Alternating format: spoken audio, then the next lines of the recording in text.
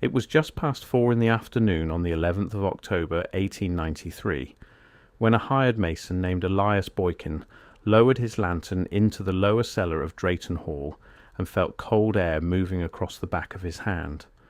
There should not have been any air down there. The cellar was the bottom of the house, a brick box sunk into the South Carolina clay, and the only way in or out was the narrow stair he had just come down. Yet the flame of his lantern leaned steady and certain toward the north wall. Something behind that brick was breathing. By the next morning, according to the account that survives, the foreman of the survey had ordered the wall opened, looked at what lay beyond it for less than an hour, and then ordered it bricked up again. Sealed, mortared over, left out of every official report filed on the work that season. The men who broke through were paid, sent home, and told the lower cellar had flooded and the job was finished. I have to pause here for a second, because what I just described, that is one case from a much larger pattern. There are 35 documented cases in a document I put together. Different cities, different decades, different types of evidence. Every single one follows the same sequence: discovered, documented, acquired, disappeared. I could not fit all of it into a video. It's in the pinned comment below. Find it before we continue. For more than a century, the story goes, no one opened it again. And the strange thing, the thing that keeps this account alive in the margins of local history, is not what the workers claim to have found below the cellar. It is the speed with which the wealthiest family in the Low Country decided that no one should ever see it. To understand why, we have to go back further than 1893. We have to go back to the house itself. Drayton Hall stands a few miles up the Ashley River from Charleston, and it is one of the oldest plantation houses in America still standing in something close to its original form. It was begun around 1738 by John Drayton, the son of a family that had already grown rich, and it was built in a style that did not belong to a muddy colonial frontier. It was built in the manner of the great country houses of England and Italy, Georgian on the outside, Palladian in its bones, with a two-story portico, carved ceilings, and proportions copied straight out of architectural pattern books that were, at that point, brand new. That is the first thing worth sitting with. A man on the far edge of the British Empire, in a province that was barely 60 years old, raised a building so refined that architects still travelled to study it. And he did it without electricity, without modern machinery, and without, as far as the records tell us, a single trained architect on site. He did it, of course, with people he owned. This is the part of Drayton Hall that the polished tours sometimes move past too quickly, and it matters here more than anywhere. The house was built and sustained by enslaved Africans and their descendants. They cut the timber, fired and laid the brick, plastered the ceilings, dug the foundations, and worked the rice and indigo fields that turned the whole operation into money. The wealth that paid for those carved cornices came out of their bodies. Whatever else this story becomes, that fact sits underneath all of it, the way the cellar sits underneath the house. Keep it there as we go down. Because the men who went down in 1893 said they found something beneath even that. To set the scene properly, we need to understand why anyone was digging around in the foundations at all. In August of 1886, a massive earthquake struck Charleston. It was one of the most powerful quakes ever recorded on the eastern seaboard. It killed dozens of people, cracked buildings for hundreds of miles, and left the entire Low Country nervous about what was holding their houses up. In the years that followed, owners of the old estates brought in surveyors and masons to check foundations, shore up walls, and quietly repair the damage before it spread. Drayton Hall came through the earthquake better than most, which itself became a small local legend. While newer brick buildings in Charleston split and crumbled, the old house simply stood there, as if it had been built to take a blow that nobody in 1738 could have planned for. That reputation is part of why, 7 years later, a survey crew was sent into the cellar at all. The family wanted to know the secret of a foundation that shrugged off an earthquake. They got an answer they did not expect. The lower cellar of Drayton Hall is not a comfortable place. It is low, damp and dark. a working space rather than a living one, the kind of room where barrels and tools were kept and where enslaved workers laboured out of sight. Elias Boykin and the second man, whose name the account gives only as a labourer called Tom, were there to sound the walls. The method was simple. You tap along the brick with a hammer and you listen. Solid earth behind the wall gives you a dead, flat thud. A hollow gives you a different note, higher and longer, a note that tells you there is space on the other side. The north wall sang. They tapped it from the floor to the ceiling, and the hollow ran the whole length of it. At first they assumed it was an old drainage void, or a collapsed section that had simply been bricked across at some point in the past. But there was that draught, that cold, steady current of air, and air does not come from a dead pocket in the ground. Air comes from somewhere. Air means the space connects to something larger. When the foreman was told, he made the decision that started everything. He told them to open it. It took most of a day to take the wall down by hand, brick by brick, because they did not want to bring the cellar ceiling with it. And as the hole grew, the men began to notice that the wall they were removing was not like the rest of the house. The bricks of Drayton Hall are Colonial bricks, handmade, slightly irregular, soft red, the kind you can read the 18th century in. The wall they were taking apart was newer, harder, machine-pressed. Someone at some point well after the house was built had come down into this cellar and bricked across an opening that was already there. They were not the first people to seal this place. They were at least the second. That detail alone should stop us. The machine-pressed brick of the inner wall could not have been laid in 1738, because brick like that did not exist in that form yet. So someone generations after John Drayton, in an era far closer to the 1860s or 70s than to the founding, had already been down here, already found the opening and already decided it should be closed. The 1893 crew were not discovering a secret. They were reopening one that an earlier hand had tried and failed, to bury for good. Whatever lay below had been found at least once before, looked at and refused. The same decision reached twice, decades apart, by different people who never spoke to one another. That is not how accidents behave. That is how an instruction behaves.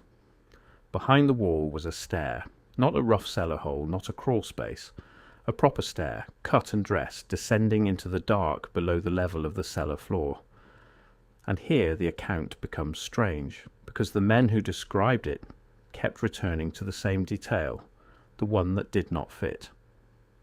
The stair was not made of the brick of the house. It was made of stone. Large blocks of pale grey granite cut square, fitted so closely that Boykin said he could not slide the blade of his knife into the joints. There is no granite like that in the structure above. There is no granite quarry close to that site.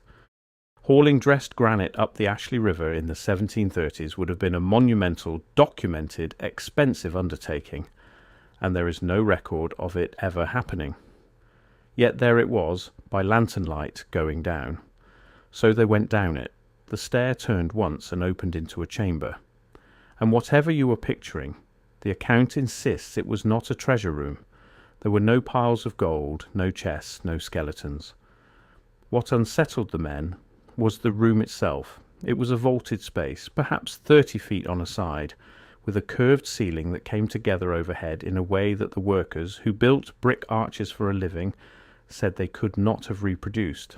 The walls were the same pale granite as the stair, dry-laid, meaning fitted together without mortar, each block resting against the next with a precision that left no gap for the air to pass. The floor was a single continuous surface, smooth, slightly dished toward the centre, as if it had been worn or designed to drain. And it was clean. That was the detail Boykin could not get past. A sealed underground room a century and a half old should be full of root, water stain, fallen debris, the slow ruin of time. This room was dry. The air was cool and even. There was no soot on the ceiling, which meant no one had ever lit a fire or a torch down there for long, which raised its own question. How do you build a windowless stone chamber underground, in the dark, without ever lighting a fire inside it to see? Around the base of the wall, set at even intervals, were recesses cut into the stone. Niches. Some held nothing. A few, according to the account, held objects the men did not recognize and could not easily describe. Not tools, not statues. Shaped pieces of dark metal and worked stone, heavier than they looked, cold to the touch, with surfaces that were marked in fine lines too regular to be decoration and too purposeful to be accident. Tom, the labourer, refused to go back down after the first descent.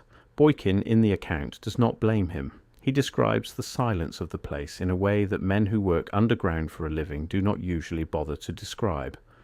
A working cellar has noise even when no one speaks. Water finds its way through. The earth settles and ticks. The wood overhead complains. This room had none of it. It held its quiet the way a sealed jar holds air, and the two men found themselves whispering without deciding to, as if the chamber were a place where a raised voice would be noticed. The objects in the niches were the worst of it. Boykin tried long afterward to describe one he had lifted, and the description goes in circles, because he had no category to put it in. It had the weight of iron and the cold of stone, and a face that was neither cast nor carved, but seemed, he said, to have been grown into its shape. The fine lines across it caught the lantern light and threw it back in a way ordinary metal does not. He set it down exactly where he had found it. Something about the evenness of the niches, the way each piece sat in its place like a tool returned to a board, made him feel that the room was not abandoned so much as waiting, and that taking anything out of it would be noticed by whoever or whatever the arrangement was for. The foreman went down, looked, and came back up, and the next morning the chamber was sealed. Now, before we go any further, we have to be honest about what this is and is not. There is no plaque at Drayton Hall marking a granite sub-cellar. The official architectural history of the house does not include a megalithic chamber under the brick. What we have is an account, passed down at the edges of local record, of something workers claimed to find and were paid to forget. You can take that as a tall tale grown in the telling. Many people do. But the reason it refuses to die is that it sits on top of a much larger and much harder question, and that question is not folklore at all.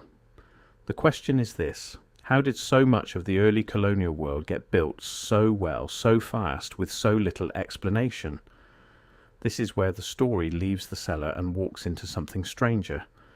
If you spend any time looking at the grand stone architecture of the 18th and 19th centuries, the courthouses, the exposition halls, the great civic buildings, you start to notice a pattern that the official history asks you not to dwell on.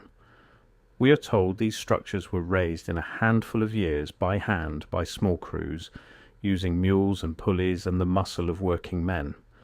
And then they were demolished, many of them within a generation or two, and replaced with something plainer. The labour it would have taken to build them by the methods we are told they used does not always add up against the time the records say it took.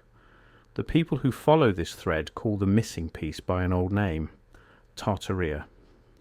The idea in its broadest form is that there was an earlier and more advanced civilization, more capable in stone and in the moving of energy than we have been led to believe, and that much of what we now credit to colonial founders and Victorian builders was in fact inherited, found, repurposed. That the official story is a layer of paint over an older wall, and that somewhere along the way there was a reset, a forgetting, deliberate or otherwise, after which the new owners of the world took credit for what they had merely moved into. The thread did not begin with the internet, though that is where it grew loud. It began with a simple, stubborn observation that anyone can make for themselves.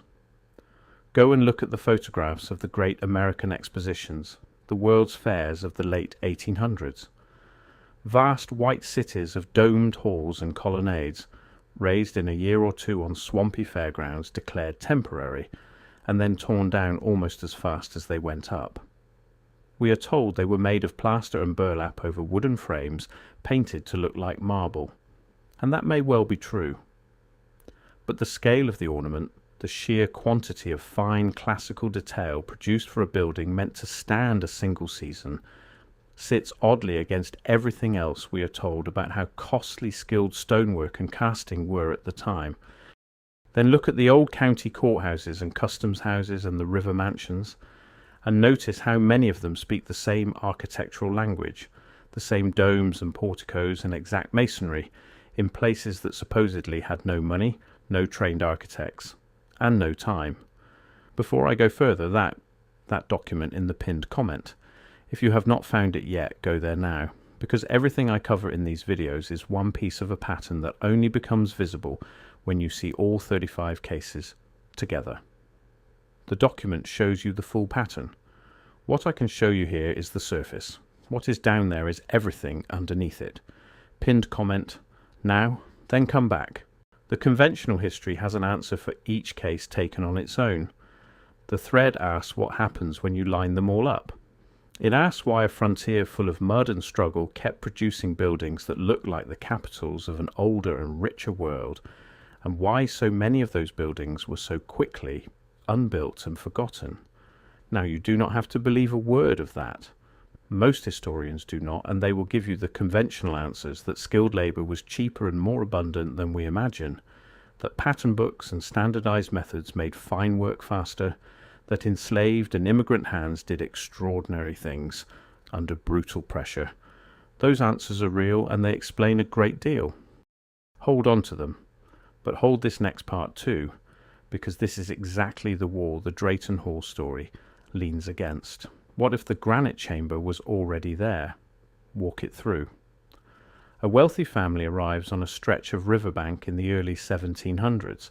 They begin to build a house that is, by every account, beyond what their frontier should have been able to produce. And the foundation of that house turns out to be extraordinarily strong, strong enough to laugh off an earthquake that levels newer brick a few miles away. What if the reason the foundation is so strong is that the house was not built on bare ground? What if it was built on top of something older, something already cut from granite, already fitted, already sunk into the clay, long before the first Drayton brick was fired? You would not need to quarry and haul granite up the river. You would only need to build your brick house on the stone shoulders of whatever was already there, and seal the way down and never speak of it. That is the revisionist reading of the economy of a place like this. The official ledger says the wealth came up out of the fields, out of rice and indigo, and the people forced to grow them, and turned into a great house. The shadow ledger asks whether part of the foundation of that wealth, literally and otherwise, was inherited from a world that had been here first and erased. Look hard at the official ledger first, because it is brutal and it is real. The fortune behind Drayton Hall was a rice fortune, and low country rice was one of the most profitable and most lethal agricultural systems anywhere in the Americas. It required the flooding and draining of enormous tidal fields, an engineering feat in itself carried out by enslaved Africans who were often selected and trafficked precisely because they came from rice-growing regions and carried the knowledge to make the swamps yield. The work killed people at a staggering rate. The wealth it produced was immense, and it concentrated in a handful of families along these rivers, families who used it to buy land, buy people, and raise houses meant to announce that they had arrived among the great names of the Atlantic world. So the money was there. That much is not the mystery. A rice and indigo fortune of that size could, on paper, pay for a remarkable house. The thing the account pokes at is narrower and harder. It is the gap between having the money to commission fine work and having the actual skilled hands, the dressed granite, the engineering of a mortarless vaulted chamber, all of it on a remote riverbank, with no surviving record of where any of it came from. Money buys labour. It does not, by itself, conjure stone-cutting precision that the trained masons of 1893 stood in front of and said, plainly, they could not have matched. I want to be careful here because this is the point where this kind of story can go to a very ugly place. There are people who use talk of a lost golden age to wave away the real history of the Low Country, to make the genius of the place belong to phantom builders instead of to the enslaved Africans who actually raised it. Do not let the mystery do that. The brickwork of Drayton Hall, the carving, the plaster, the fields, all of that was the work of real and named and unnamed human beings who were owned and exploited, and their fingerprints are on every surface you can see. Whatever was or was not under the cellar, it does not subtract 1 ounce from what they built above it. If anything, the question makes the silence around their labour louder. Which brings us back to the wall, because the heart of this account is not really the granite or the niches or the strange clean air. The heart of it is the decision. The foreman of the 1893 survey spent less than an hour with whatever was down there, and then he chose, immediately and completely, to bury it. He did not bring in scholars, he did not write it up, he did not haul the strange objects out into the daylight where they could be studied, sold, or shown off. A 19th century gentleman who found a wonder under his house would normally have done all of those things, because wonder was currency. Instead, he did the one thing that costs money and brings no reward. He paid men to make it disappear. People only move that fast to hide something when they already know what it is, or when they have been told, so consider the possibilities because they are the real substance of the mystery. The first and most ordinary explanation is structural. Perhaps the survey crew found a void that genuinely threatened the foundation, a chamber that, if left open, might have let in water or shifted the load, and the responsible thing was to fill it and forget it. This is the boring answer, and the boring answer is very often the true one. But it does not explain the granite, or the niches, or the objects that the men said were carried back up before the ceiling, and that no one ever saw again. The second explanation is embarrassment. Perhaps what they found suggested too plainly that the family had not built what they claimed to have built, that the foundation of the great house, the literal stone it stood on, predated them and belonged to a story they did not control. A family whose entire standing rested on being the founders of a place would have powerful reasons to make sure no one ever asked who came before.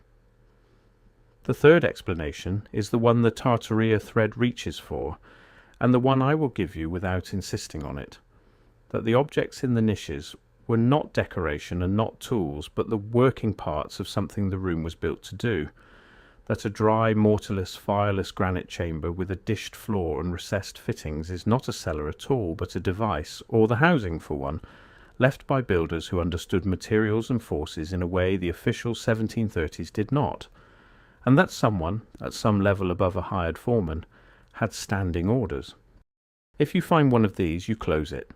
You do not study it. You wall it up and you say the cellar flooded. I cannot prove that to you. No one can, which is the whole problem and the whole appeal. But I can tell you that the records have a hole in them exactly where this account says they should. The survey work done across the Low Country after the 1886 earthquake is reasonably documented. Estates kept ledgers. Masons billed for materials. There are papers. But the detailed survey of Drayton Hall's foundations in the early 1890s is unusually thin in the surviving record. Where you would expect a methodical report on the very foundation that famously survived the quake, the trail goes quiet. The men's names appear and then vanish. The reason given for ending the cellar work in the fragments that remain is flooding, the same flooding the account says was the cover story. History does not always lie by writing something false. More often it lies by leaving a clean, deliberate blank where the truth should have been written, and trusting that no one will notice the shape of the whole. There is one more wrinkle worth naming out loud: the men themselves. Elias Boykin and the labourer called Tom were not gentlemen of the estate. They were hired hands, the kind of men whose word counted for little against the say-so of a wealthy family, and whose accounts, when they surface at all, surface second-hand, in a letter quoted inside another letter, in a story told to a grandchild, in exactly the kind of source a careful historian is right to treat with suspicion. That is the honest weakness of this whole account, and I will not paper over it. Almost everything we have comes to us through people who held no power and left no archive of their own. But notice what that means as well. The official record of Drayton Hall is overwhelmingly the record the owners chose to keep. It was written by the people with the most reason to control how the foundation of their fortune would be remembered, when the only voices describing what lay under the cellar are the voices the official record was built to ignore. The absence of confirmation is not quite the proof of nothing that it first appears to be. The people most likely to have seen the truth were the very people least likely to have it written down. Drayton Hall today is something almost unique in America. After the Civil War, after the family's fortunes finally broke, the house was never modernized. It was preserved rather than restored. There is no electricity wired through its grand rooms, no plumbing threaded through its walls, no furniture staged to flatter a fantasy of the Old South. It is shown, deliberately, as a worn and honest shell, so that visitors can see the bones of how it was actually made. It is, in the language of its keepers, preserved as found. Sit with that phrase, given everything we have just walked through. The whole identity of the place is built on the promise that what you are seeing is the unvarnished truth, the structure laid bare. And yet the one part of the structure that no public tour descends into, the one space below the working cellar, is precisely the part this account says was opened, emptied and sealed before anyone outside a small crew of paid men ever laid eyes on it. Maybe there is nothing down there, maybe there never was. Maybe Elias Boykin was a man with a good story and a cold draught from an ordinary drain, and the granite grew in the retelling the way fish grow after they are caught. That is entirely possible, and an honest account has to say so. But here is the thing that I keep coming back to, the thing that outlasts the question of whether any single detail is true. We accept, without blinking, that the great structures of the early modern world rose almost overnight, by hand, in conditions we would call impossible, and we rarely ask to see the working. We are comfortable not looking too hard at the foundations, in every sense of that word. We take the official story of where the wealth came from, where the skill came from, where the stone came from, and we build our understanding of the past on top of it, the same way the Draytons built brick on top of whatever was waiting in that clay. We do this because the alternative is exhausting. To question the foundation of one building is interesting. To question the foundations of all of them, to ask of every grand old structure who really cut the stone and when, is to pull a thread that does not stop pulling. It is easier, and it feels saner, to accept the plaque on the wall and move on. The men who keep these houses know this. The families who built them knew it better. A story only has to be repeated confidently for long enough, and the blank spaces in the record quietly fill themselves in with the version everyone has agreed to remember. And every so often someone taps the wall, and it sings back hollow. The lower cellar of Drayton Hall is still there. The north wall is still standing. Whether anything lies behind it, whether there is a granite stair going down into the dark below the level we are allowed to see, is something that, for now, the people who keep the house have not chosen to settle. The account says it was sealed twice, once by hands we cannot name, long before the house was old, and once more on a cold October afternoon in 1893, by a foreman who looked at what was down there for less than an hour, climbed back up into the light and decided that some foundations are safer left unexamined. He was a practical man with a job to finish, and practical men do not, as a rule, wall up wonders twice over and blame a flood for no reason at all. The question he answered for himself that day is the one he left for us. Not what was in the room, but why, the instant they saw it, the wealthiest people in the Low Country were so certain that the rest of us were never meant to. Some doors get bricked up because of what is behind them, and some get bricked up because of what we would be forced to ask the moment we admitted they were ever truly down there at all.